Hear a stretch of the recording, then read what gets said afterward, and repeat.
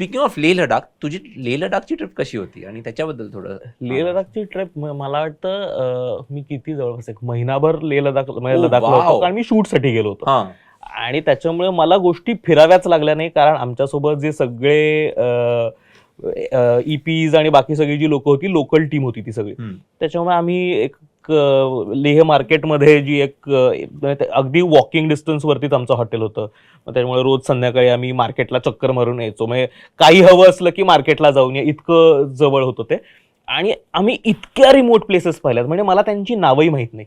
मला फक्त ते व्हिज्युअल्स आठवतात आणि भीती वाटते काही वेळेस, कारण इतके छोटे शार्प रस्ते, जे रस्तेही नाहीयेत, त्यातनं ते ड्रायव्हर्स कसे गाड्या चालवायचे. आम्ही मग तिथे रेकी केली आणि मग तिथे शूट्स केले, मग ड्रोन जुडवले आणि मग वेगवेगळं. मग आम्ही प्रायमरीली कामासाठी गेलो होतो, शूटसाठी. काय फिल्मचं शूट होतं. म्हणजे केरला स्टोरीवरती मी असिस्टंट डिरेक्टर होतो आणि त्याचं शूट तिकडे झालं होतं. तर वेगळेच एक्सपिरियन्सेस, म्हणजे मी असं लँडस्केपच पाहिलं नाही. आम्ही एकदा नाईट शूट करत होतो, मागे खूप मोठा डोंगर आहे, चांदणं पडलंय आणि इतके तारे मला वाटतच नाही मी माझ्या डोळ्यांनी कधी आयुष्यात पाहिलं. मी विसरूच शकत नाही. आणि आम्ही छान तिथे छोटंसं आमचे टेंट्स केले होते, लोकांनी शेकोट्या पेटवलेल्या, तिथे शूट चाललेत. आणि कुठून तरी कोणीतरी एक ओरडत येऊन सांगायला लागला की नाही, इथे कुठेतरी लेपर्ड आहे.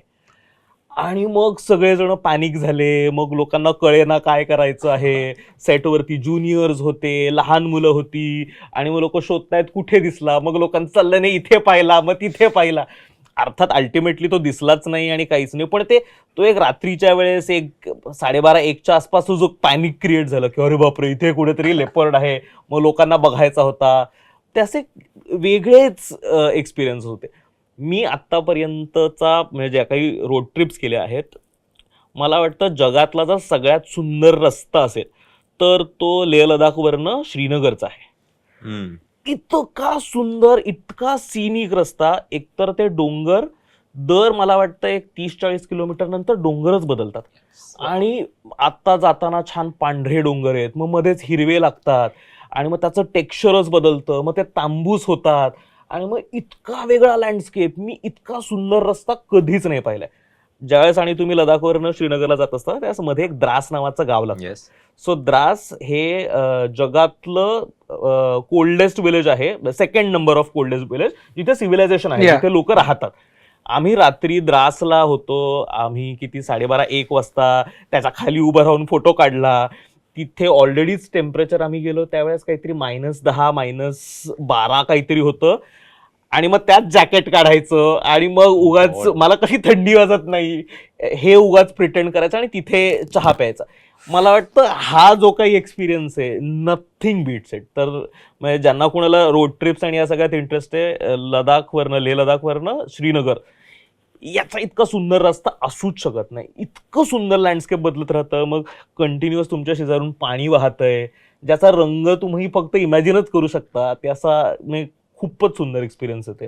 मला रोड ट्रिपवर मला माझ्या बकेट लिस्टमध्ये आहे, मला कधी जमेल माहीत नाही, इच्छा आहे मला अरुणाचल रोड ट्रिप करायची. कारण अरुणाचल खूप सुंदर आहे असं म्हणतात. ते म्हणतात न भूतो न भविष्य, ते असा लँडस्केपच नाही बघितलाय तुम्ही. अजून अरुणाचलला जायचं. मलाही जायचं. मी पण नाही गेलोय, पण आम्ही पाहिलंय की गेल्या 6 वर्षात अरुणाचल आता खूप वर यायला लागलंय ॲज अ डेस्टिनेशन.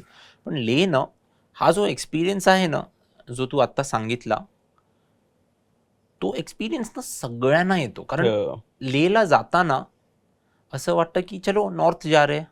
म्हणजे मी सिमला मनाली केलं आहे, मी रोहतांग पास केलं आहे, मी कदाचित काश्मीरला गेलो असेल, गुलमर्गला गेलो असेल, ते डोंगर पाहिले आहेत.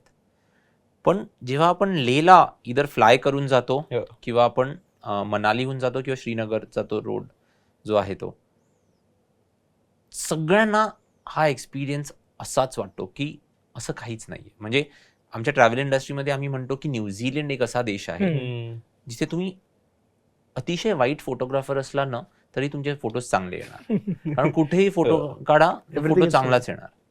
पण लेह लडाख तसं आहे की ते लँडस्केप, कारण ते डोंगर वेगळे आहेत. मग तिकडे नॉट ओनली पँगॉंग, तो सोमोरुरी लेक जो आहे, चांगला पास, खारदुंगला पास, हे सगळं जे करतो. म्हणजे मी 2 वेळा गेलो आहे लेहला. एकदा फक्त 2 दिवसाच्या कामासाठी गेलो होतो, पण एकदा जेव्हा मी गेलो होतो 10 दिवस होतो. पण मी फक्त लेहमध्ये होतो आणि पँगॉंग करून परत लेहला आलो.